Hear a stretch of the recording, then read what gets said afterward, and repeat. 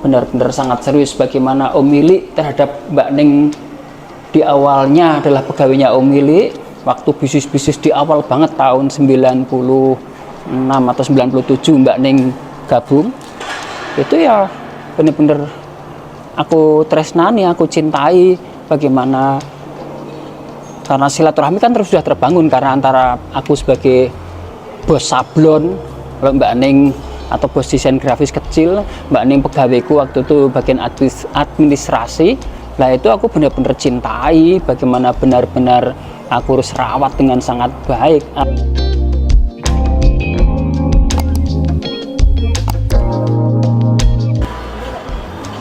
Halo Cah, semangat Cah. Iki mau bareng ngobrol karo Mbak Ning, karo Mas Agung, karo Tante Ririn tentang perjalanan sedikit proses kreatif Mbak Ning karo Mas Agung. Om Mili mau jalan ke kamar beres-beres, terus sudah sambil jalan ya Cah, cowek aku santai. Wes, intinya adalah ternyata memang hidup ini memang kudu apa-apa iki gas ki yo Cah. Nek ora diwaneni ngono ya wis sedikit-sedikit kita jadi takut, dikit-dikit takut. Makanya pemilik dengan diawali modal kalau dahulu proses kreatifnya karena berangkat dari kaum marginal, dan memang secara pengetahuan Om Mili kan juga tidak punya bekal yang baik karena cuma lulusan SMA. Neng karena tahu kalau Mili banyak kekurangan dari satu kaum marginal, kedua dari kaum lingkungan pendidikan yang kurang begitu mencukupi, satu-satunya yang cuman bisa dilakukan Om Mili cuman masalah keberanian. Keberanian itu ya sudah jadi, kalau yang Om Mili sampaikan ya jadi kemutlakan. Mau nggak mau kalau memang kepingin berhasil di dalam satu, cari ilmu, karena ilmu itu ternyata menjadi pintu rezeki. Tapi sebelum pintu rezeki, nomor dua selain ilmu tadi, nomor satu, kedua adalah silaturahmi, bagaimana membangun hubungan baik dengan siapapun. Seperti tadi ketemu Mas Agung sama Mbak Ning itu harus dengan benar-benar sangat serius bagaimana Om Mili terhadap Mbak Ning. Di awalnya adalah pegawainya Om Mili waktu bisnis-bisnis di awal banget tahun 96 atau 97 Mbak Ning gabung.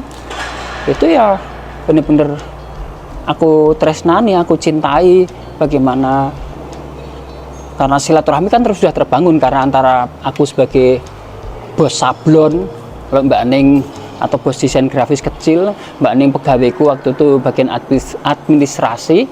Lah itu aku benar-benar cintai bagaimana benar-benar aku harus rawat dengan sangat baik. Alhamdulillah dari tahun 97 di salah satu usaha, kemudian berproses sampai akhirnya ternyata masuk kamar ya Cah, di kamar aja lebih privat, lebih bisa konsentrasi buat pemilik. Ternyata saya tak boleh ngon dulu. Jadi ternyata setelah itu Mbak Ning itu justru di tempat yang lama itu benar-benar jadi kepercayaannya Om Mili di awal itu. Nah setelah itu ngeflar enggak? Ora guys, tanterin aku tak ngisi waktu ya, tanterin. Ini aku karo Tante ini bener-bener kompak karena memang berbagi peran atau berbagi tugas. Ini udah seperti apa ya, kalau Tante itu kalau sama Om Mili itu bener-bener ngeladeni, bener-bener jadi ya pasangan itu ya wis kayak gitu. Jadi sing lanang tugas sing ngopo, saya wedok tugas sing ngopo, itu ternyata begitu sangat. Aku merasa hidup dengan Tante ini ya benar-benar hidup yang berkelimpahan. sebelah kene ini cah sik. Nah, balik lagi, Mbak Ning pada saat itu setelah jadi karyawanku tahun 90-an 7 gabung, dan kemudian setelah itu di bisnis awal banget aku bareng dengan almarhum Pak Sarutomo di bisnis rintisan. Wah, lama banget itu. Sebelum Pak Saru aja aku udah mulai bisnis sendiri, desain grafis dengan kawan tapi pecah. Dan kemudian bareng Pak Saru sama namanya Mas Tono, ada 3 orang, Mas Tono, aku sama Pak Saru. Pemodalnya Pak Saru, dan terus jalan. Tapi modalnya modal terhutang, jadi Pak Saru modalin 100%, waktu modalnya 33 juta. Pak Saru 11, aku 11, Mas Tono 11, karena dibagi rata 33,3%.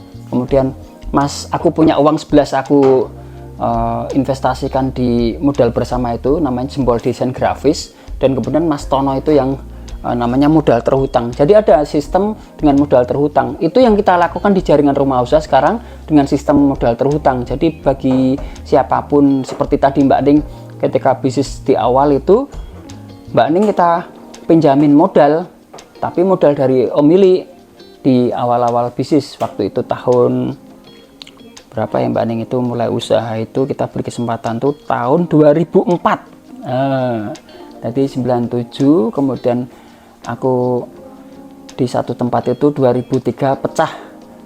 Aku minta mundur di suatu usaha tadi yang bareng Mas Tono sama Pak Saru tadi. Aku pada saat itu kemudian minta mundur tahun 2003, dan kemudian aku berdiri dengan istri buat kegiatan sendiri. Kemudian Mbak Ning keluar juga di satu saat di tahun 2003 itu jadi darah muda semua. Itu kalau bisnis ono konflik sidik, ono mesti geger pecah gitu itu. Tapi itu lumayan lah, kami ini selalu masih kalau harus pecah itu melewati masa di atas 5 tahun sih waktu itu. Singkat cerita 2004 Mbak Ning gabung lagi, dan pada saat itu aku memulai usaha, dan Mbak Ning aku minta gabung di usaha baruku itu.